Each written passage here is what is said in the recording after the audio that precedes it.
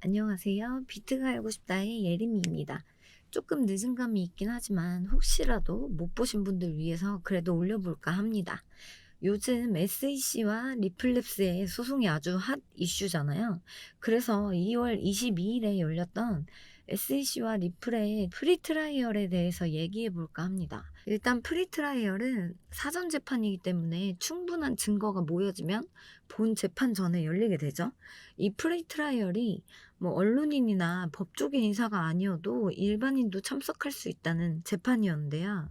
코로나 영향으로 인해서 컨퍼런스 콜로 진행이 됐고 뭐 영상이나 전화로 진행하는 사전 재판입니다. 여기에 50명이 넘는 사람들이 참석을 했다고 하고요. 이날 진행된 프리트라이얼의 판사분이 아날리사 토레스라는 판사분인데, 이 판사분은 오바마 전 대통령 임기 기간이었던 2013년에 오바마 전 대통령의 임명을 받고 뉴욕 남부 지역의 판사로 임명된 분입니다.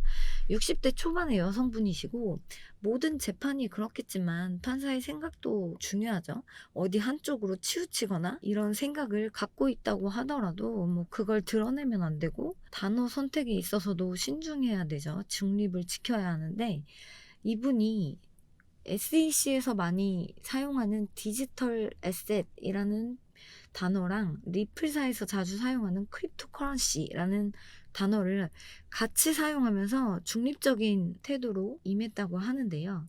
이 프리트라이얼이 이제 양쪽에서 번갈아 가면서 발언을 하는데, SEC 측 변호사가 먼저 약 3분 정도 발언을 했는데요. 그 내용이 XRP가 증권이다라는 증거를 제시해야 되는데, XRP의 투자 계약서를 제출하면 사실 바로 증거 채택이 될 수 있을 텐데 투자 계약서가 존재하지 않죠. 그래서 선택한 방법이 리플사의 CEO인 브래드 갈링하우스가 리플을 판매할 때 수익을 기대할 수 있다고 하면서 구매를 권유를 했던 것과, XRP를 사는 것은 뭐 리플의 주식을 사는 것과 동일하다, 이런 식으로 주장했던 게 XRP가 증권이다라는 근거로 발언을 했다고 합니다. 이에 반해서 리플사에서 주장했던 내용은, 첫 번째로 XRP는 개발된 후로 지난 8년 동안 탈중앙화된 디지털 자산으로 완벽하게 잘 활용을 하고 있었고, 투자 계약이 아닌 통화로서 지난 한 달 동안 뭐 660억 달러 이상의 거래가 되었다고 했고요.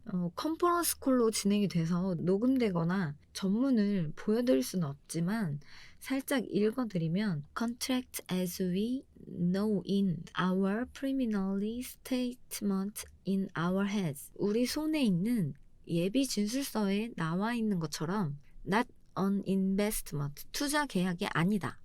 Because reformed actually just last year that XRP is the currency.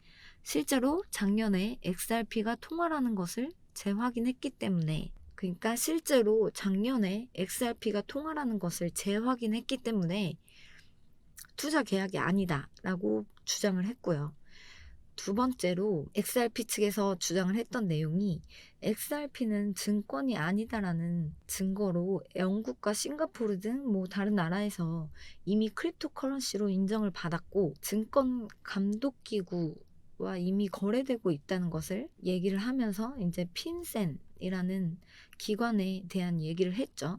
이 핀센이라는 기관이 금융범죄 단속 네트워크라는 기관인데요. 정부에서 운영하는 기관인데 자금 세탁 관련된 범죄를 단속하는 기관입니다. 여기서도 이미 2015년에 디지털 커런시라는 판정을 받았다는 것도 주장으로 발언을 했습니다. 여기서 이제 알 수 있는 건, 리플사는 예비 진술에서 주장했던 내용을 그대로 주장하는 걸 알 수 있는데, 그에 반면에 SEC 측은 상대적으로 더 과거의 얘기들을 주장을 하고 있죠. 그리고 리플사에서 추가적인 내용으로 새로운 사실을 알게 됐다고 언급을 했던 내용이 있었는데, 이게 2019년에 미국의 한 가상화폐 거래소 직원이 SEC와 접촉을 시도를 했고, 그 사실을 우리는 알게 됐고, SEC 측에 XRP를 거래하려고 하는데 시큐리티인지, 그러니까 증권인지 아닌지를 확인해 달라라고 요청을 했었는데, SEC 측에서는 대답이 없었고, 거래소 측에서는 SE 측에 요청을 하면서 클리어 가이던스가 없으면, 그러니까 명확한 지침이 없으면 상장을 하고 거래를 할게 라고 했는데 SEC 측에서는 답변이 없었습니다. 그래서 거래소 측에서는 거래를 그냥 하게 됐죠. 뭐 일각에서는 이 거래소가 코인베이스라는 얘기도 있습니다. 그런데 답변이 없었던 SEC 측에서 1년이 지나고 갑자기 증권 등록 안 했다고 XRP한테 뒤통수를 때린 거죠. 그런데 여기서 보시면 이 브래드 갈링하우스랑 크리스 라슨, XRP의 CEO죠. 두 사람도 굉장히 현명한 선택을 했다고 생각되는 부분이 있는데요. 이 리플 측의 변호를 맡았던 변호사가 앤드류 셀스니하고 그리고 메리조 화이트 이렇게 두 분이었는데, 앤드류 셀스니는 2013년에 SEC의 집행부 이사로 있었고 메리조 화이트는 SEC의 전 의장 출신입니다. 이런 변호사를 선임한 것 자체가 굉장히 현명했다고 생각이 들고요.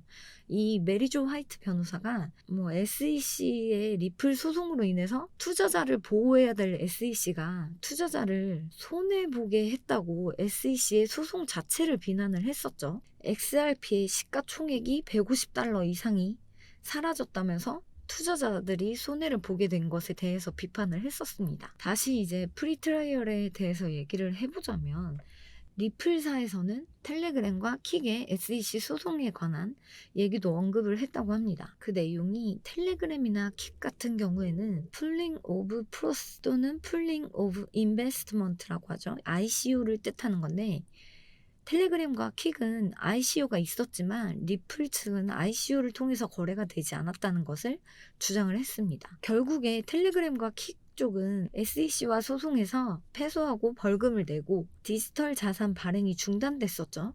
그래서 리플 측은 우리는 이렇게 다른 상황이다 이런 걸 어필을 하고 있습니다. 그런데 어차피 아직 프리 트라이얼만 한 것이고 재판 때까지는 또 어떤 증거가 생길지 모르기 때문에 결과는 지켜봐야겠죠. 그리고 브래드 갈링 하우스와 크리스 라슨 측에서는 이 SEC와의 소송건 때문에 변호사를 총 21명을 선임을 했다고 하고, 리플사 측은 이제 소송을 기각 신청을 했다고 합니다. 결과야 어떻게 될지 모르겠지만 오는 3월 2일에 게리 겐슬러의 인사청문회가 진행될 예정이라고 해요. 그래서 게리 겐슬러가 SEC의 의장으로서 역할이 시작되고 나서의 재판 과정을 지켜봐야겠습니다. 아직 정확한 본 재판 날짜가 잡히진 않았지만 올해 말까지는 재판이 이어질 것 같고, 앞으로도 리플과 SEC의 이 재판이 XRP 시세에 어떤 영향을 미칠지 지켜봐야겠고, 또 새로운 소식이 올라오면